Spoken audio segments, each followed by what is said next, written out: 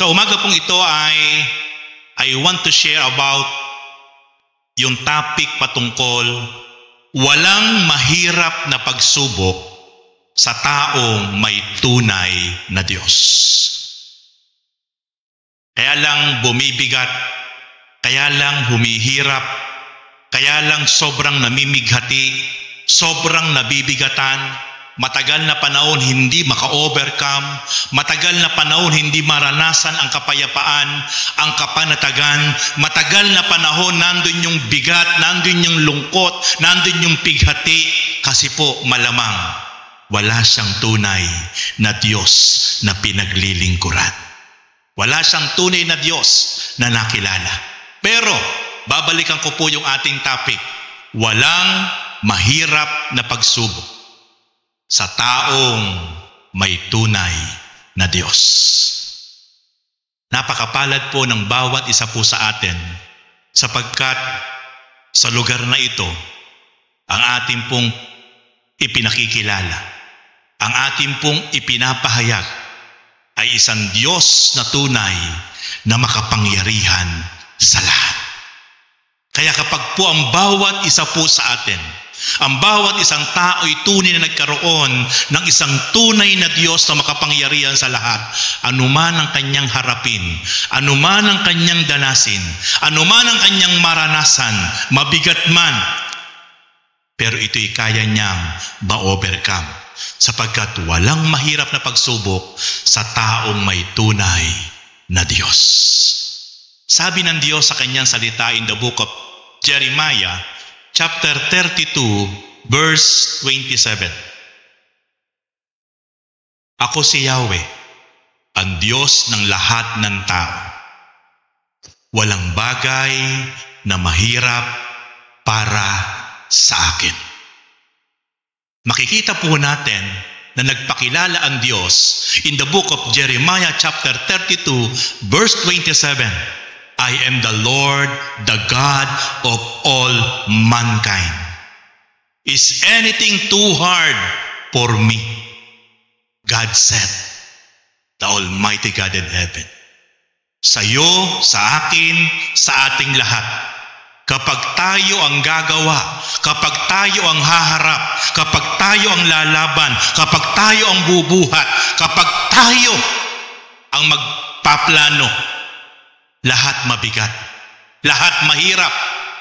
Pero kapag meron tayong tunay na Diyos na nakilala, pinagtitiwalaan, sinasampalatayanan, pinaglilingkuran ng may kagalakan, buong puso, buong lakas, buong kaluluwa, walang bagay na mahirap na hindi natin kayang mapagtagumpayan. Sapagkat yun ang dulot sa taong merong tunay na Diyos. Kaya lang po bumibigat minsan. Kaya lang po nagiging mahirap minsan ang mga bagay sa ating buhay, sa ating sitwasyon. Kasi nakakalimutan ng isang tao na meron siyang tunay na Diyos na nakilala, pinagtitiwalaan at pinaglilingkuran.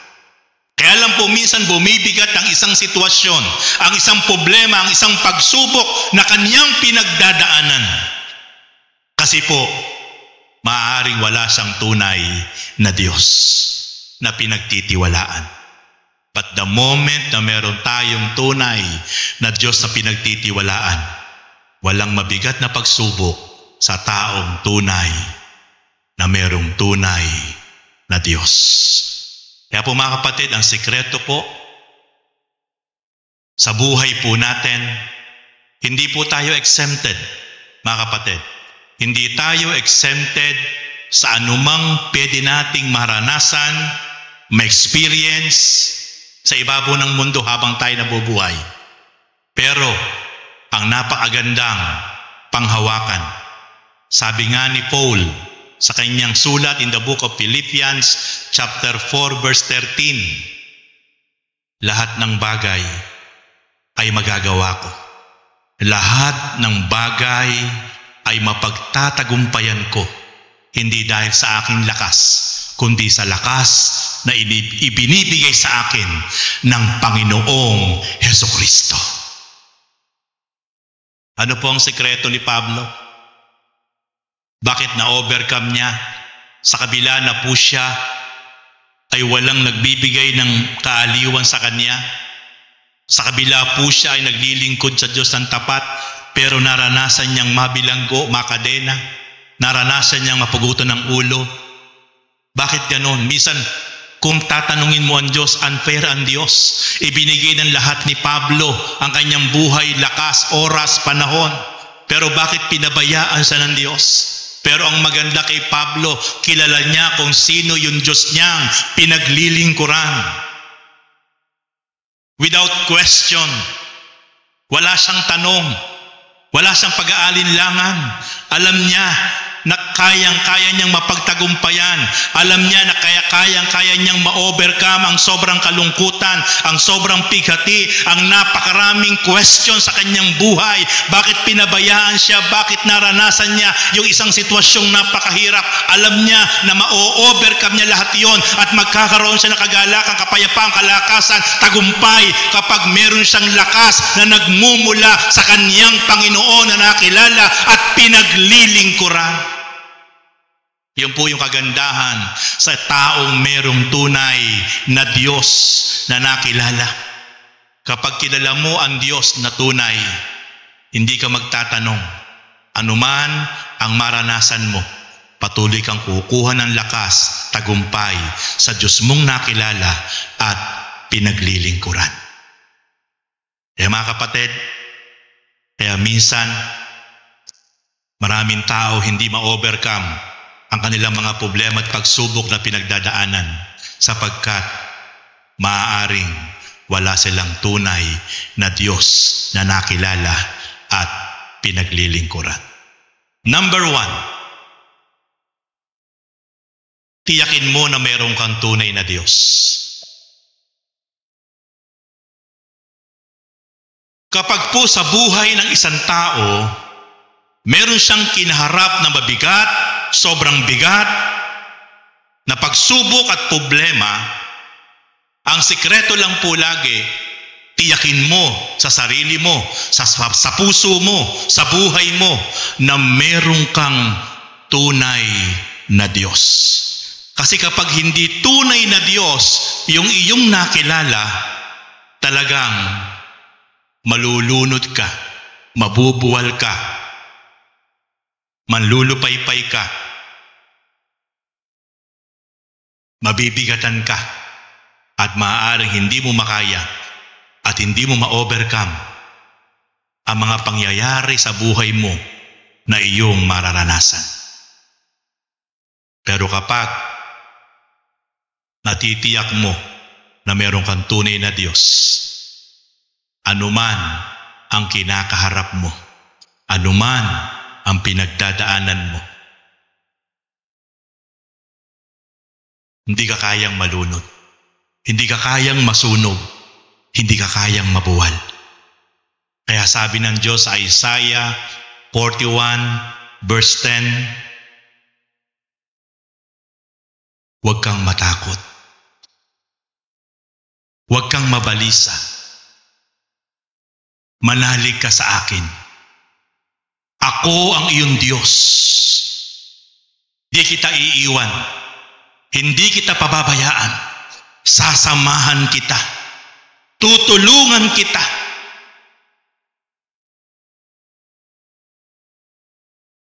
Pagtatagumpayin kita. Ito'y pangako ng Diyos sa kanyang lingkod na si Propeta Isaiah. Kaya kapag ang Diyos ay nakakita ng tunay na tao na naglilingkod at totoong nananampalataya at nananalig sa Kanya, mismong ang Diyos ang mangangako. Huwag kang matakot. Huwag kang mabalisa. Sasamahan kita. Tutulungan kita.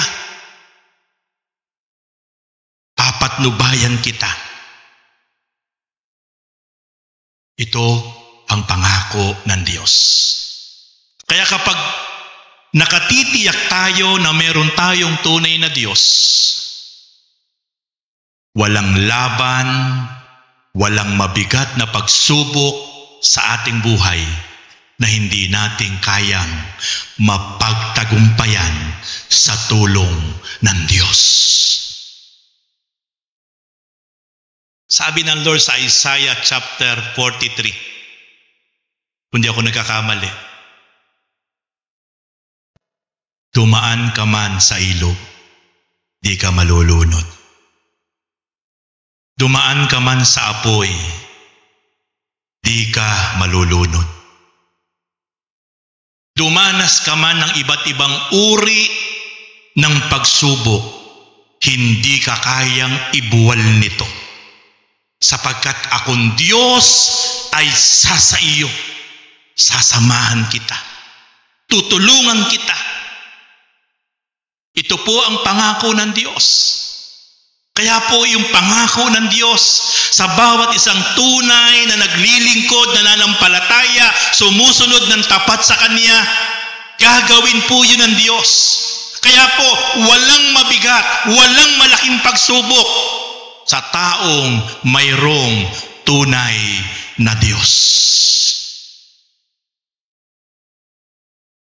Kalabitin niyo po yung inyong katabi, sabihin niyo po, kapatid, mayroon ka bang tunay na Diyos?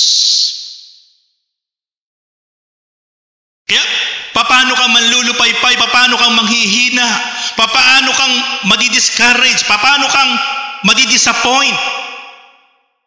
Paano kang tatalikod sa Diyos? Paano kang kukwestiyonin mo ang Diyos? Paano mong susumbatan ang Diyos? Nang dahil ba sa pinagdadaanan mong problema at pagsubok? Ang pangako ng Diyos, hindi ka iiwan, hindi ka pababayaan. Ang pangako ng Diyos, hindi ka kayang ibuwal ng anumang kahit mabibigat na pagsubok, sapagkat ang pangako ng Diyos, sasamahan ka niya, tutulungan ka niya, gagabayan ka niya. Tiyakin mo lang, tiyakin lang natin na tunay na meron tayong tunay na Diyos. Listen carefully, my beloved brothers and sisters. Kung tunay po ang Diyos natin na nakilala, pinararangalan, pinasasalamatan, hindi mo siya kayang baliwalain. Kung Diyos-Diyosan niya, pwede mo siyang baliwalain. Maraming tao, hindi totoong Diyos ang kanilang pinaglilingkuran at nakilala. Pero ang bawat isang taong totoong nakakilala sa ating Diyos sa pamamagitan ng ating Panginoon, dahil tunay na Diyos ang ating nakilala at pinaglilingkuran, hindi mo siya kayang baliwalain. Listen carefully. Kapag totoo at tunay na Diyos ang ating nakilala at pinararangalan, pinapupurihan, lagi siya ang una sa lahat sa ating buhay. Hindi mo siya pwedeng gawing pangalawa. Hindi mo siya pwedeng ihuli sa iyong buhay. Bakit? Kasi tunay na Diyos ang iyong pinararangalan, pinasasalamatan, sinasamba sa iyong buhay.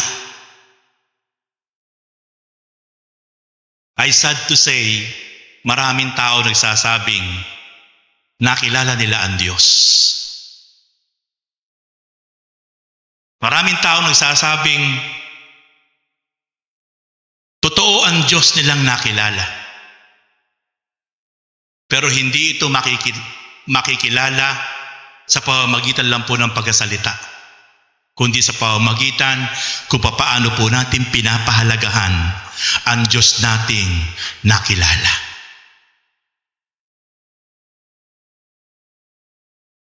Maraming tao nagsasabing kilala niya ang Diyos.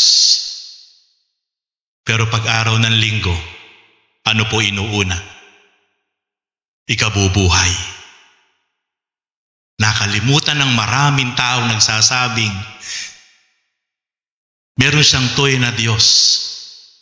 Pero ang araw ng linggo, Sabi nga ng Diyos sa kanyang salita,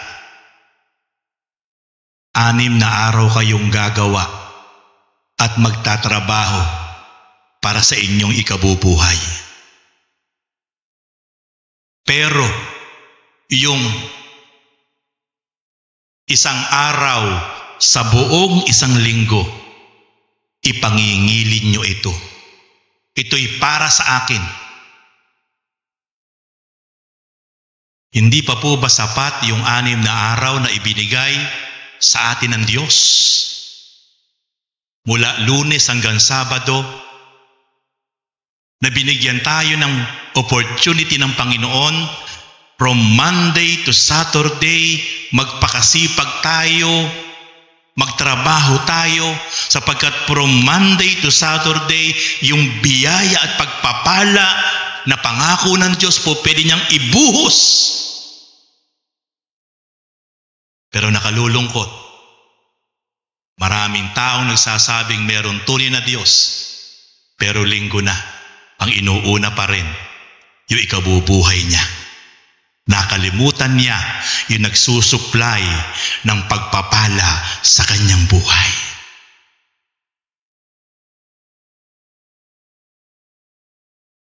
Paano nating masasabi na meron tayong tunay na Diyos pero binabaliwala natin? Hindi natin pinapahalagahan. Hindi tayo nagtitiwala sapagkat ang pagkakaalam natin kulang, hindi sapat yung biyaya mula Monday hanggang Saturday.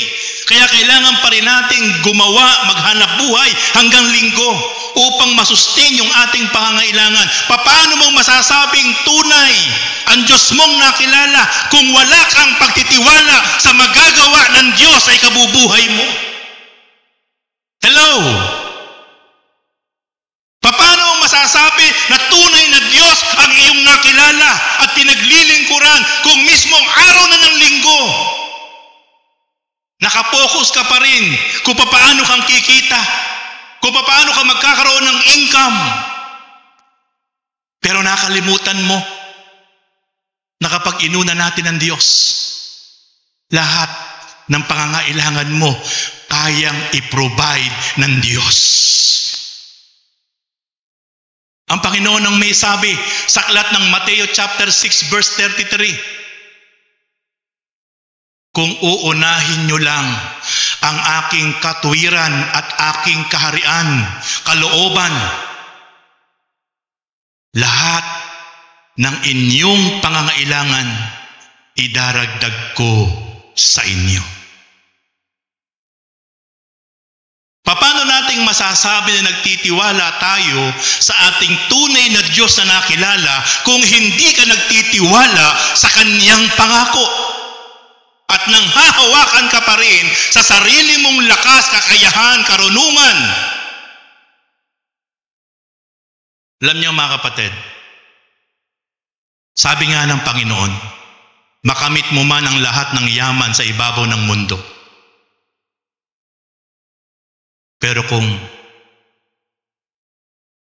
mapapahamak lang ang iyong kaluluwa, it is nothing, it is useless.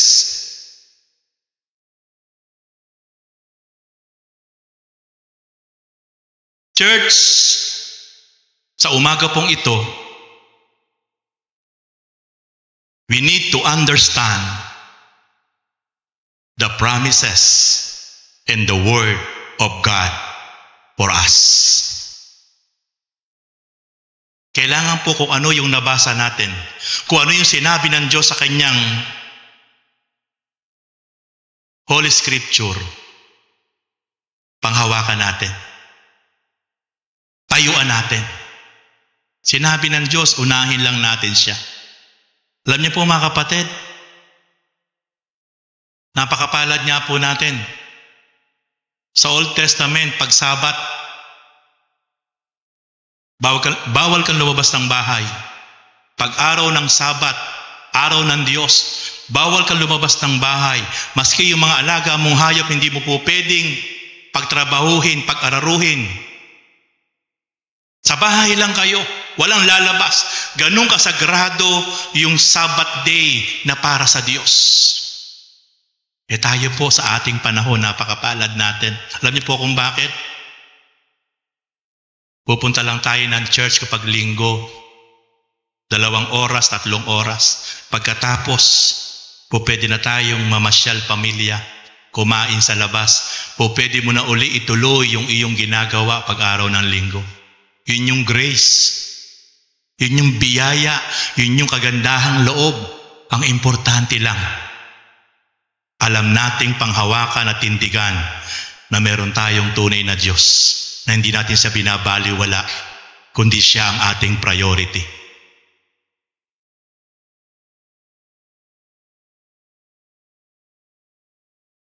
Mga kapatid, at the end of the day, kahit saan tayo nakarating, ano narating ng buhay mo, ano naranasan mo, at the end of the day, sa Diyos pa rin po tayo luluhod. Hihingi ng tulong, iiyak at sasamo kapag hindi na natin kaya ang laban natin, ang nararanasan natin sa buhay. Titiyain ko po sa inyo yan. Wala tayong pwedeng ipagyabang, wala tayong pwedeng ipagmalaki sa harapan ng Diyos. Kahit ano ang naranasan natin, ang narating natin, kahit gaano kalaki, karami ang naipundar natin na mga ari-arian, kayamanan, isang araw kapag dumaan ka sa pinakamabigat na pagsubok ng buhay mo, sa Diyos pa rin po tayo luluhod, iiyak at sasamo. Anong pwedeng sabihin ng Diyos sa atin? Kapag dumating sa point na matagal nating binaliwala ang Diyos, matagal nating isinet aside ang Diyos, ipinagmalaki natin yung ating lakas, yung ating karunungan, yung ating ability, yung ating kayamanan, yung ating resources. Pag dumating sa point ng buhay natin isang araw na hindi natin inaasahan, dumaan tayo sa isang mabigat na pagsubok, sino ang pwede natin daingan? Diyos pa rin. Kaya po, kung meron tayong tunay na Diyos, lahat ng bagay, mapagtatagumpayan natin, ma-overcome natin. Pero ang binibigyan diin ko po sa umaga pong ito, papaano mo masasabing meron kang tunay na Diyos kung lagi mo siyang binabaliwala? Hindi mo siya sinusunod, hindi mo siya pinaprioritize sa iyong buhay. Marami kang inuuna, marami kang priority. Abala ka sa maraming bagay sa buhay mo, pero laging huli, laging pangalawa, laging pangatlo, laging pang-apat lang ang Diyos sa buhay mo, sa buhay natin. Paano nating masasabi na meron tayong tunay na Diyos? Sapagkat ang taong merong tunay na Diyos, lahat ma-overcome niya. Ang taong merong tunay na Diyos, anumang laban sa buhay niya, magiging victory siya sapagkat kasama niya ang Diyos. Sabi po ng 1 King chapter 17 verse 1, ito po yung kwento patungkol kay King Ahab. Si King Ahab po ay hari po ng Judah. Pero ang isa sa pinakamalungkot na senaryo sa buhay ni Haring Ahab, siya po ay descendant. Bloodline po niya ay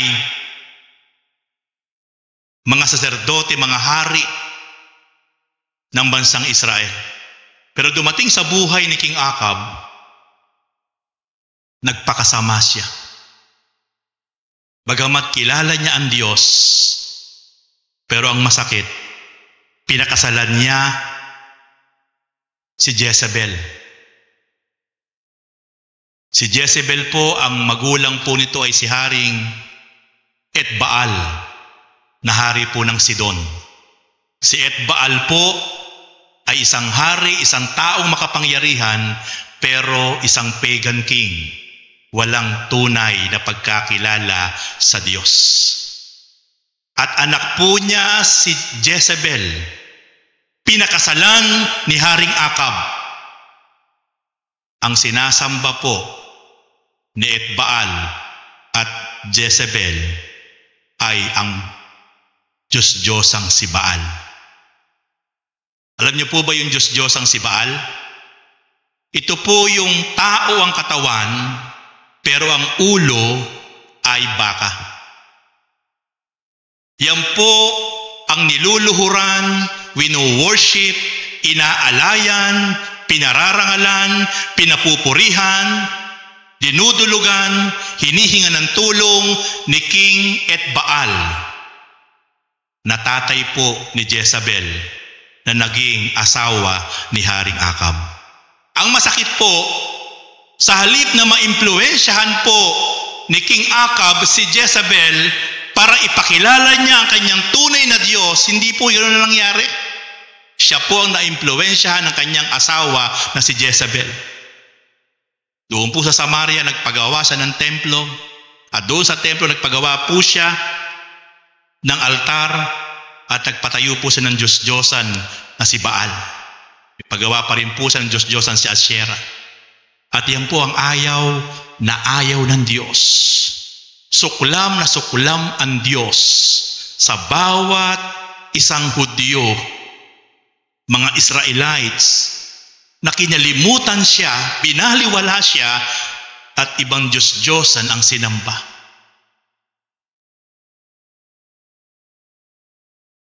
Makikita po natin na kilala niya ang Diyos ni King Akab, pero hindi niya po ito binigyan ng pitagan. Binaliwala niya.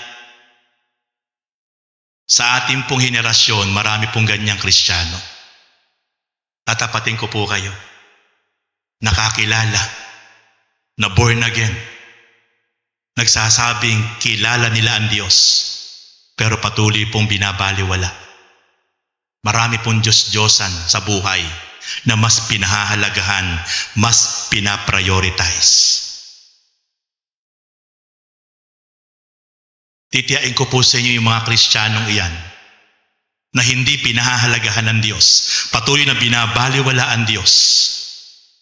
Sa punto ng kanilang buhay na dumating ang isang mabigat na pagsubok, babalik din sila para humingi ng tulong sa tunay na Diyos. Magsusumamo sila.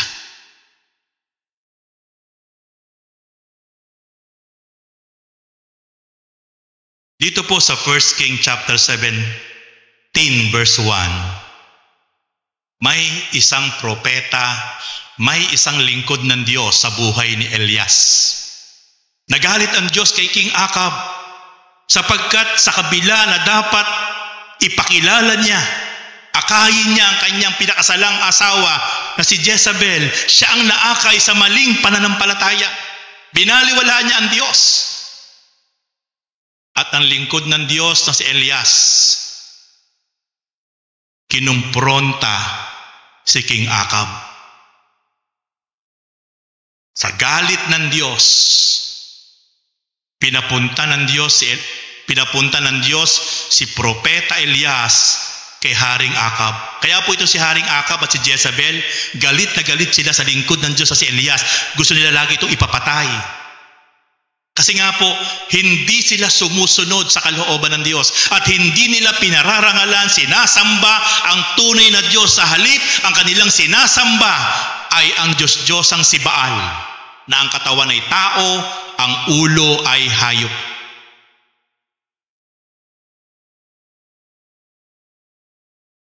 First King 17 verse 1, si Elias ay isang propetang taga-Tisbe sa Gilead. Sinabi niya kay Ahab, saksi si Yahweh, ang buhay na Diyos ng Israel na aking pinaglilingkuran. Kita po natin, saksi si Yahweh, ang Diyos ng bansang Israel na aking pinaglilingkuran. Meron pong Diyos na tunay, si Propeta Elias, na walang iba kundi ang Diyos ng Israel, na kanyang pinaglilingkuran. Ano sabi po ng lingkod ng Diyos kay Haring Ahab? Hindi uulan ni hindi magkakahamog sa mga darating na taon hanggat hindi ko sinasabi. Gaano po kabigat yung binitawang deklarasyon, pananalita ni Prophet Elias sa makapangyarihang hari ng Juda. Walang pag-aalinlangan, may katapangan, sapagkat ang lingkod ng Diyos na si Prophet Elias ay hindi rin natutuwa sa ginagawa ng Haring Akab, na sa halip na dapat pangunahan niya sa tamang pagsamba ang Juda, ang kanyang asawa na si Jezebel, pero siya ang nakayag.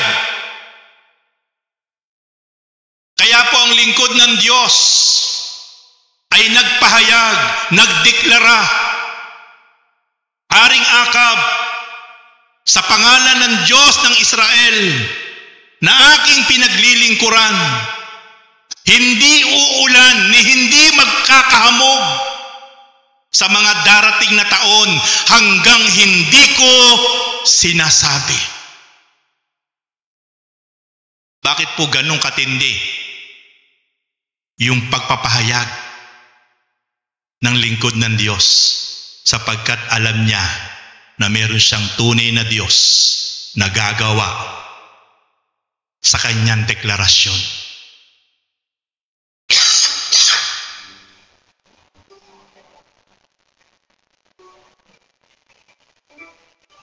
Mabigat po ang sitwasyon ng lingkod ng Diyos na si Prophet Elias. During that time, bakit po? Hindi sila close ng Haring Akab. Mabigat ang loob ni Akab sa kanya. At mismo yung asawa ni Akab na si Jezebel, mabigat ang loob sa kanya. Sapagkat lagi silang kinokontra, lagi silang sinosopla, lagi silang nire-rebuke ng lingkod ng Diyos. Kaya ang gusto ng mag-asawang ito, ipapatay si Propeta Elias. Pero ang mabigat, dahil ang Diyos na pinaglilingkuran ni Elias ay sinasamahan ang kanyang lingkod na si Elias, yun lumabas sa labi ng lingkod ng Diyos na si Elias. Nangyari po yun. Hindi po nagkaroon ng ulan. Ilang taon. Ni hamog wala sa Juda. Kaya natuyo po ang mga ilog, namatay ang mga hayop, natuyo ang mga damo, namamatay ang mga iba't ibang uri ng hayop. Nagkaroon po ng matinding famine o kagutuman, kahirapan during that time dahil sa kalapastangan ng ginawa ni Haring Akab, dahil sumasamba siya sa mga Diyos-Diyosan sa kabila na kilala niya ang makapangyarihan Diyos. May sumpang dumating sa kanyang panahon. At yun ay idiniklara ng lingkod ng Diyos na si Elias. Kaya makikita po natin mga kapatid, listen carefully, kapag sumuko sa langit ang hindi magandang nakikita ng Diyos sa kanyang mga anak na nakakilala at naglilingkod, na hindi na nila talaga priority ang Diyos at marami na silang priority sa buhay. Hindi lang po mga Diyos-Diyosan na ribulto ang pwedeng maging idolatry po ng bawat isa po sa atin. Makinig po kayo. Lahat ng mga bagay na meron tayo na masyado mong ibinubuhos ang oras mo, panahon mo, hindi ka na nakasusunod sa nais ng Diyos sapagkat nakapokus ka na sa mga bagay na meron ka, kapatid. Nagiging Diyos-Diyosan po yan sa buhay natin. At hindi po malulugod ang Diyos na kapag nakita niya isang araw na dahil sa mga bagay na meron ka na biyaya ng Diyos na ipinagkatiwala sa atin, pero dyan lahat nakabuhos, nakapokus ang atensyon at oras natin, buhay natin, nakakalimutan na natin ang Diyos, sapagkat ang Diyos ang may sabi, ako'y Diyos na mapanibughuin. Ano po ibig sabihin na mapanibughuin? Seloso ang Diyos. Ayaw po niya na merong masigit tayong pinapahalagahan, pinaprioritize sa ating buhay higit sa Kanya. Ang gusto ng Diyos sa bawat araw, bawat oras, bawat sandali, anuman ang nagaganap, anuman ang nangyayari sa buhay natin, pinagpapala ka, may problema ka, may pagsubok ka, may sakit ka, malusog ka, malakas ka, mahina ka. Pero laging ang laman ng isip at puso natin, parangalan, papurihan, pasalamatan, sambahin ang Diyos. Dito po ibinaba ng Diyos ang matinding puot niya. Hindi umulan, ni hamog wala. Kaya po, nagdusa ng sobra ang kaharian ni Akab kasama si Jezebel. Kaya makikita po natin kung papaanong merong tunay na Diyos si Elias. Anuman ang tindi ng laban niya, pagsubok niya, hari ng Juda, asawa ng hari ng Juda, si Jezebel ang kumakalaban sa kanya. Pero makikita po natin dahil merong tunay na Diyos si Elias, sinasamahan siya ng Diyos. Walang nagawa yung kapangyarihan at lakas, puwersa, posisyon na mag-asawang Jezebel at Akab sa lingkod ng Diyos na merong tunay na Diyos. Isa pa, sabi sa 1 Samuel 17:45, patungkol kay David, nang hinahamak ni Goliath ang mga Israelita sapagkat si Goliath ay napakataas, gigante. Sabi ni David, sumagot si David, ang dala mo'y tabak, sibat at balaraw, ngunit lalabanan kita sa pangalan ni Yahweh, ang makapangyarihan Diyos na iyong hinahamak. 4 na araw na hinahamon ni Goliath, isang higante, isang matapang, matipuno, mabalasik, mandirigma, ang mga Israelita.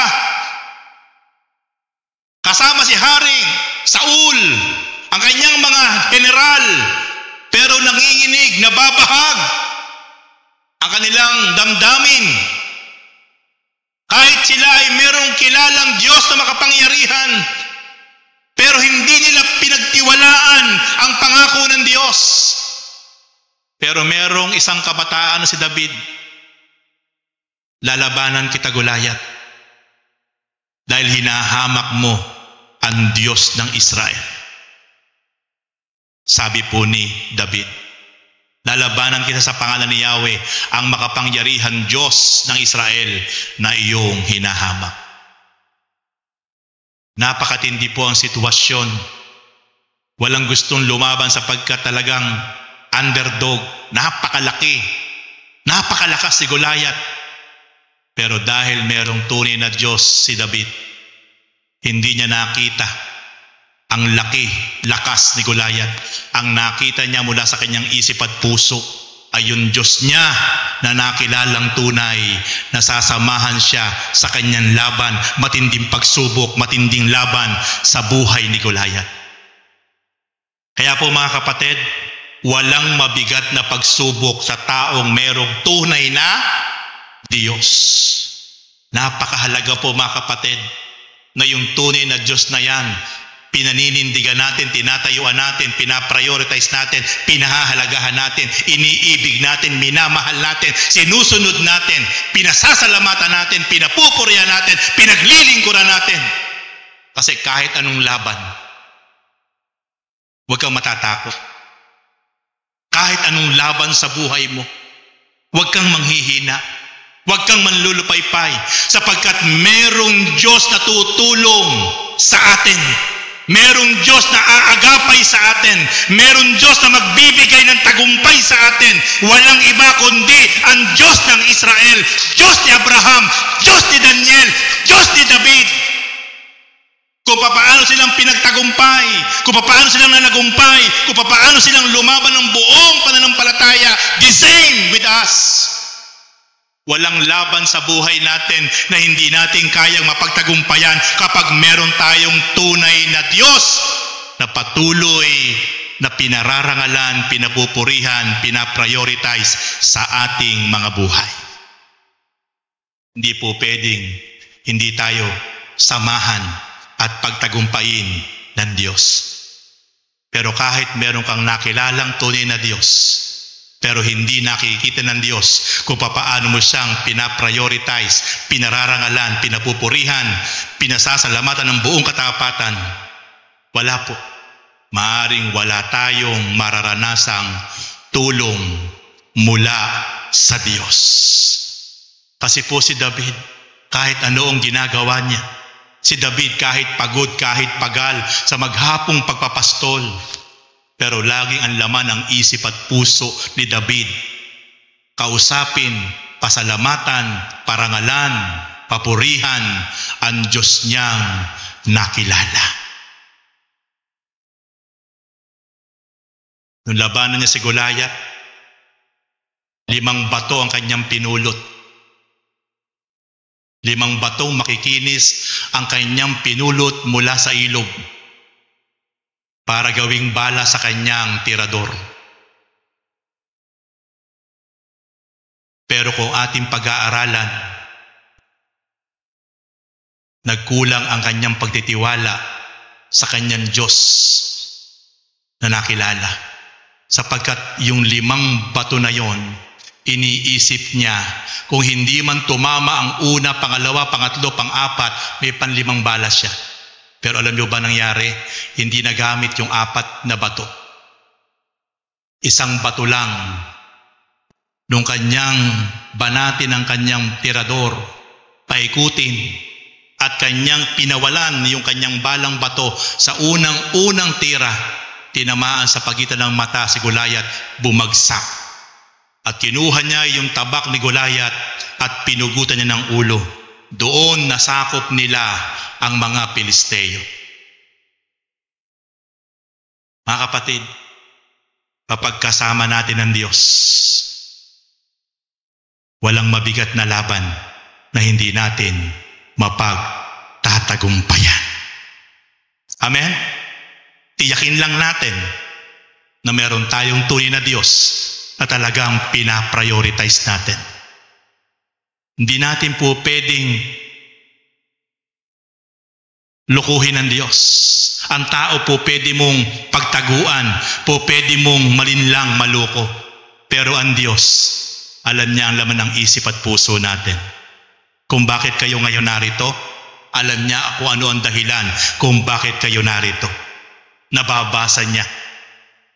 Alam niya ang laman ng isip at puso natin. At maaaring merong mga wala dito ngayon na alam ng Diyos ang puso nila. Maaaring may mababigat na dahilan na naging hadlang, pero naghihinagpis ang puso dahil wala sila ngayon para magbalik ng papuri, pasasalamat. At maaaring narito ka ngayon, pero malayo ang puso at isip, nandoon sa labas. Wala po tayong pwedeng itago sa harapan ng Diyos. Kapag nakita ng Diyos, yung sinasabi nating meron tayong tunay na Diyos mula sa ating isip at puso, wala tayong gagawin, wala tayong babanggitin, wala tayong idideklara na hindi sasamahan at gagawin ng Diyos yan sa ating buhay. Sapagkat ang Diyos natin ay walang bagay na mahirap sa Kanya.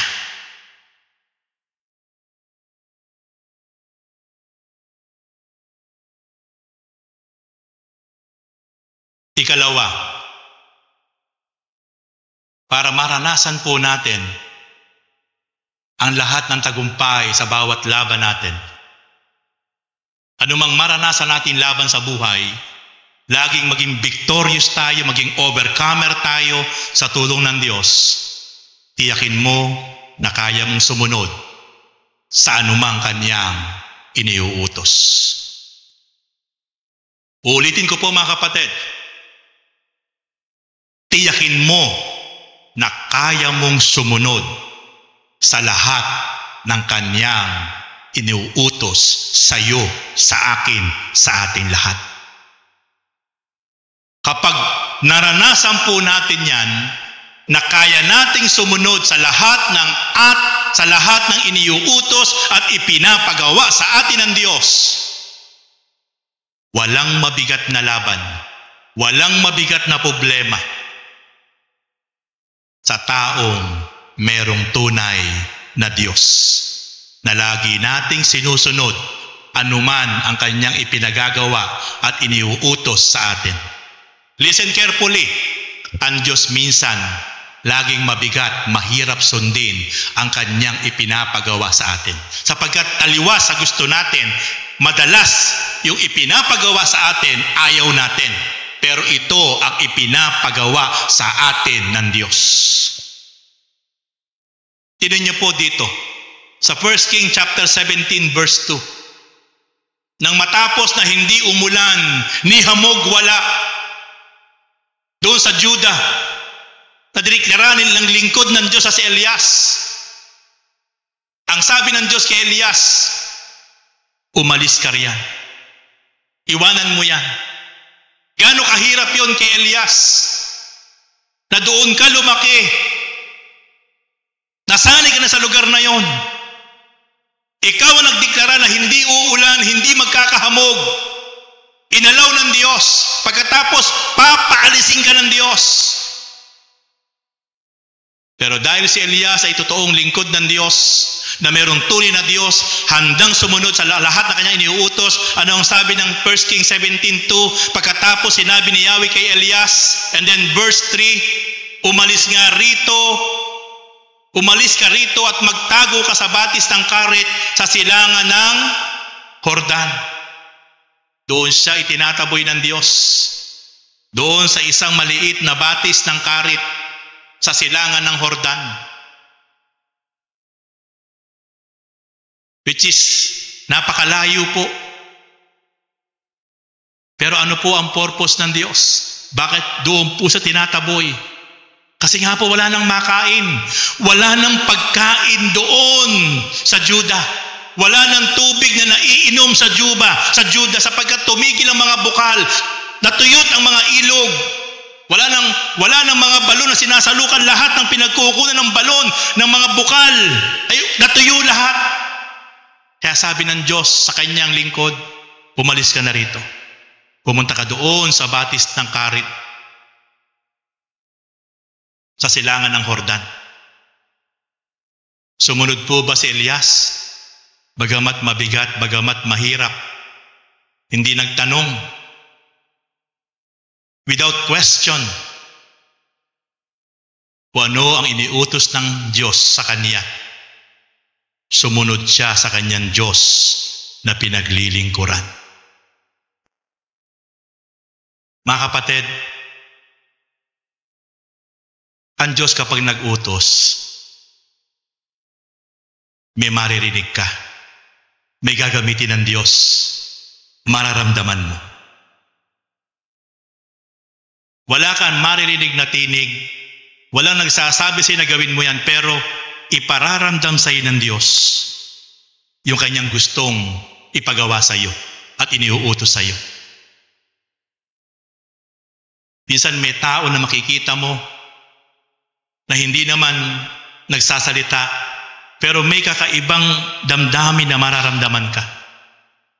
Na sinasabi ng Espiritu ng Diyos na yung taong iyon, may gawin ka sa kanya, tulungan mo yon, pangungusap yun ng Diyos. Habang hindi mo ginagawa yon, hindi ka lulubayan ng Espiritu ng Diyos. Pero kapag nagawa mo, yung pangungusap ng Diyos sa pamamagitan ng Espiritu ng Diyos, magiging napakasaya mo, magiging napakagaan ng iyong mararamdaman. Kaya napakahalaga po mga kapatid, na handa tayong sumunod sa ipinapagawa ng Diyos sa atin. Take note, madalas ang Diyos kapag may ipinagawa, mahirap sundin. Dahil hindi natin gusto, siya lang ang may gusto. Pero ang importante, sumunod ka. Mamamangha ka. Kapag sumunod ka, may kakaibang gagawin ang Diyos sa buhay mo, sa buhay ko. Wag mong lalabanan, kapatid. Wag mong lalabanan ang isang bagay na ipinapagawa sa iyo ng Diyos. At lalo't higit na huwag kang manghihinayang sa isang bagay na ipinapagawa sa iyo ng Diyos. Tatapatin ko po kayo. Kung ano yung takalan na ginamit mo, ang takalan ng Diyos ang ibabalik sa iyo ng Diyos. Kung ano yung itinanim mo, yun ang aanihin mo.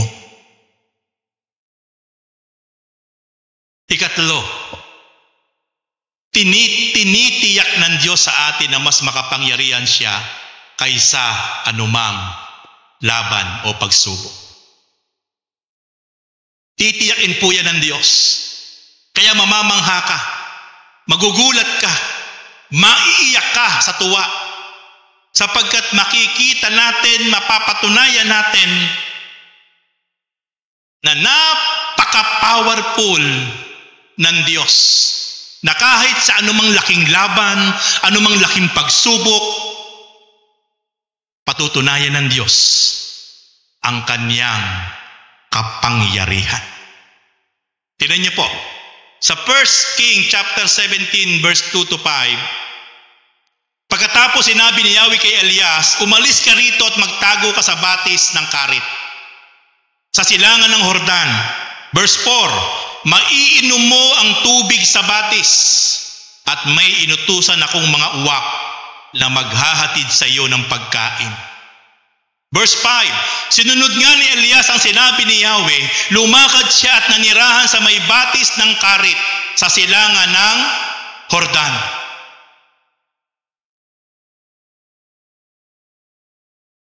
Tingnan niyo po mga kapatid, doon po sa batis ng Karit, doon na lang po merong batis na maliit na merong tubig. Kaya doon po sa pinapunta ng Diyos, sapagkat pinatunayan ng Diyos sa kanya na wala ng tubig sa buong Juda.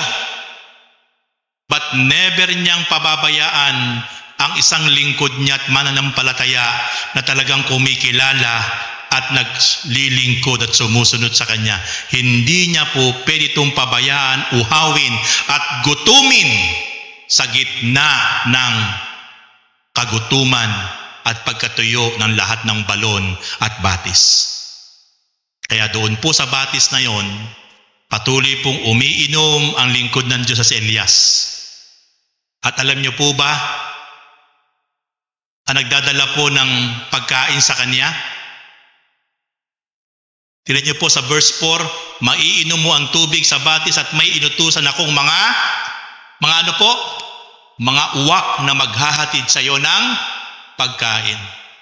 Tingnan niyo po yung kaparaanan ng Diyos. Hindi niyo po ba tinatanong ang Diyos? Napakaraming pwedeng gamitin ng Diyos na mga tao na maghahatid ng pagkain sa lingkod niya. Pero bakit isang uwak na ibon na maitim, na ang uwak po ang kinakain ay mga bulok at mga patay na hayop? Pero itong uwak na ito ang ginagamit ng Diyos araw-araw, umaga't hapon. Dala na kanilang mga tuka, ang maaaring mga bungang kahoy, mga prutas, na mula po sa ibang lupain, inutusan ng Diyos ang uwak na suplayan ng pagkain ang kanyang lingkod na sumusunod ng tapat, nagpaparangal sa kanya. Kaya makikita po natin kahit isang uwak na madumi, kahit isang uwak na maitim, kahit isang uwak na puro bulok at patay na hayop ang kinakain. Pero ito ang ginamit ng Diyos sa kanyang tapat na lingkod.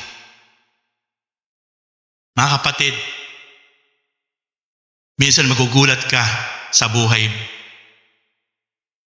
Minsan mga taong hindi mo kilala, mga taong hindi mo kapananampalataya, ang pwedeng gamitin ng Diyos para yung laban mo, para yung pangangailangan mo, isupply ng Diyos. Nothing impossible with our God. Yung hindi mo ine-expect, yung mga taong itong marumi ang buhay, masama ang buhay, pwede itong utusan, kausapin ng Diyos. Na kapag meron kang laban, meron kang pinagdadaanan, meron kang pangangailangan, ang Diyos ang mangungusap sa mga taong iyan para utusan nila na ikaw ay tulungan sa anumang sitwasyon at laban ng buhay mo. Ganyan po kapangyarihan ang ating Diyos na pinaglilingkuran. Titiyakin ng Diyos. Kahit ibon, kahit uwak, kahit hayop, kaya niyang utusan. Ayon sa pangangailangan mo, ipuprovide ng Diyos na buhay. Hallelujah. Huwag ka lang mawawala ng pag-asa. Huwag ka lang mag-aalinlangan. Patunayan mo na ang Diyos mong buhay na pinaglilingkuran. Priority mo siya. Hindi ka hihinto. Patuloy mo siyang paglilingkuran, pararangalan, papupurihan, pasasalamatan, sasambahin. Patutunayan ng Diyos na napakamakapangyarihan niya. Mas matindi siya sa anumang pagsubok, laban sa buhay mo na pwede mong maranasan. Tutulungan ka ng Diyos. Hallelujah. Ganyan po kabuti ang Diyos sa bawat isang anak niya, sa bawat isang lingkod niya na talagang pinapriority siya. Sinusunod siya. Minamahal siya. Hindi niya yang kayang pabayaan. Praise God. Hallelujah. And then, ito po ang masakit na senaryo. Nung natuyo na po mismo yung batis sa karit. Dahil sa sobrang init ng panahon, yun na po lang ang meron tubig. Kaya pinapunta sa ng Diyos doon. Pero dumating din po sa point na natuyo na yung tubig sa karit. Kaya sabi ng Diyos sa kanya, pansinin niyo po mga kapatid, sa gitna ng kagutuman, tagtuyot, kahirapan, listen carefully. Hindi nawawaglit sa isip at puso ng Diyos ang bawat isang tapat niya na lingkod, mananampalataya na nagmamahal sa Kanya at sumusunod.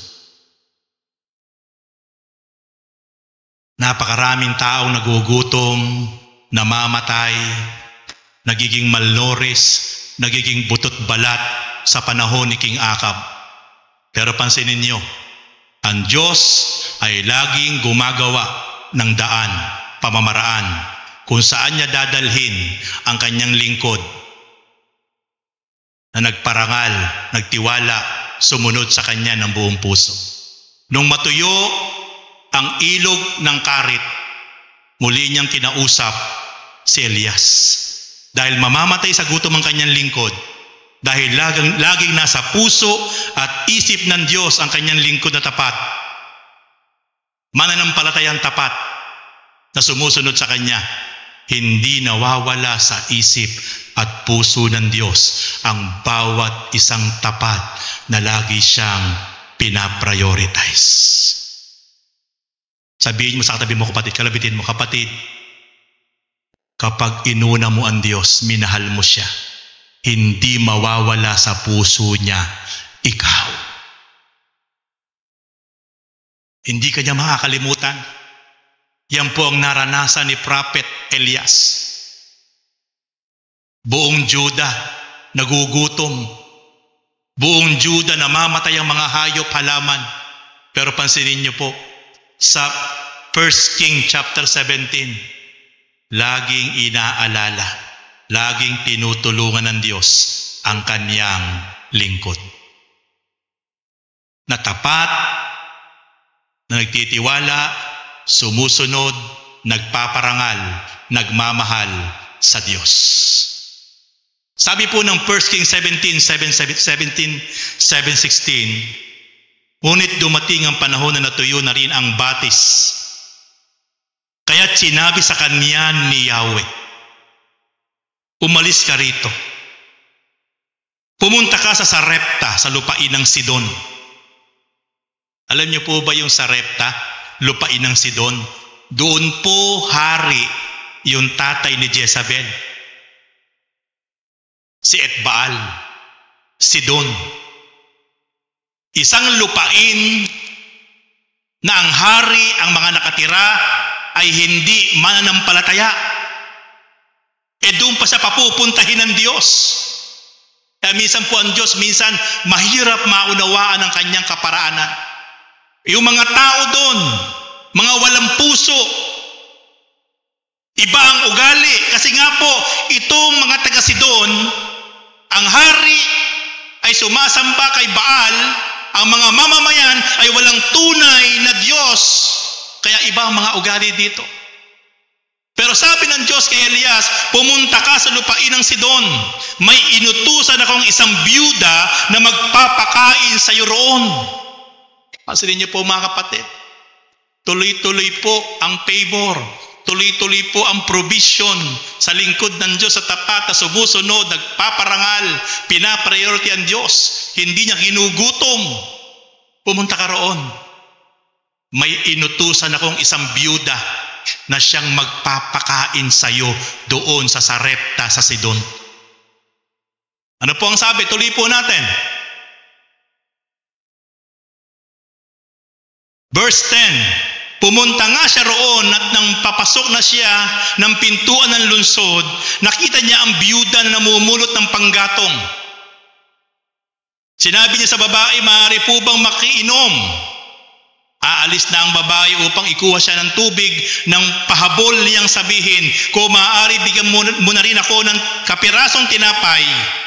Verse 12, sumagot ang babae, saksi si Yahweh, ang iyong Diyos, ang iyong buhay na Diyos na wala na kaming tinapay. Pansinin niyo po mga kapatid, sagot po ng babaeng balo. Saksi si Yahweh na iyong Diyos na wala na kaming tinapay. Ibig sabihin, tignan niyo po, iyong Diyos. Kaya yung babaeng balo, hindi po niya Diyos, kinikilalang Diyos, yung Diyos ni Elias.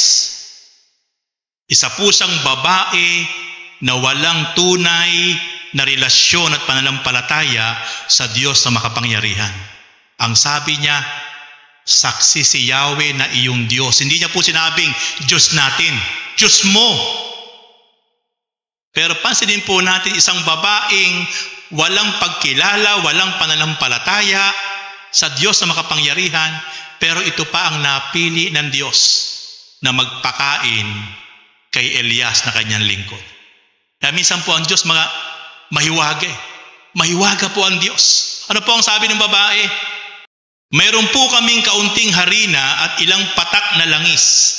Namumulot nga ako ng panggatong upang lutuin iyon at makakain man lamang kami ng anak ko bago kami mamatay. Gaano po kasakit yun? Nawala na palang harina. Kakarampot na lang. Ilang patak na lang po palang langis. At yung po palang harina at kakarampot na langis ay huling kain na po nung mag-ina. Sabi niya, kukuha nga ako ng panggatong at bago man lang kami mamatay, maluto ko itong karampot na harina at ilang patak na langis para bago man lang kami mamatay. Ibig sabihin, maski po doon sa Sidon, sa Sarepta, laganap na rin po ang tagtuyot. kagutuman. Namamatay na po ang mga tao. Pero pansinin niyo po, gaano kasakit sa isang lingkod ng Diyos na kakarampot na lang pala, isang subo na lang pala, yung pagkain ng balo at ng kanyang anak. Bakit kailangan pang makihati ni Elias doon sa pagkain iyon? Wala bang puso ang lingkod ng Diyos? Na po pwede naman niya sabihin, sige, kayo na lang kumain yan. Yan na lang pala ang pagkain niyo. Wala bang puso si Elias? Pero alam niyo po, makikita po natin yung tunay at tapat na pagsunod ni Elias. Dahil sinabi yun ng Diyos, may inutusan akong babaeng balo sa Sarepta na magpapakain sa iyo. Yung po ang tinindigan ni Elias. Kung ano yung utos at instruction ng Diyos, yun ang gagawin ni Elias. Pero pansinin niyo po, sabi po ni Elias, sinabi sa kanya ni Elias, huwag kang mag-alala. Pumunta ka na at gawin mo ang iyong sinabi. Ngunit ipagluto mo muna ako ng isang maliit na tinapay at pagkatapos magluto ka ng para sa iyo. Para sa inyo.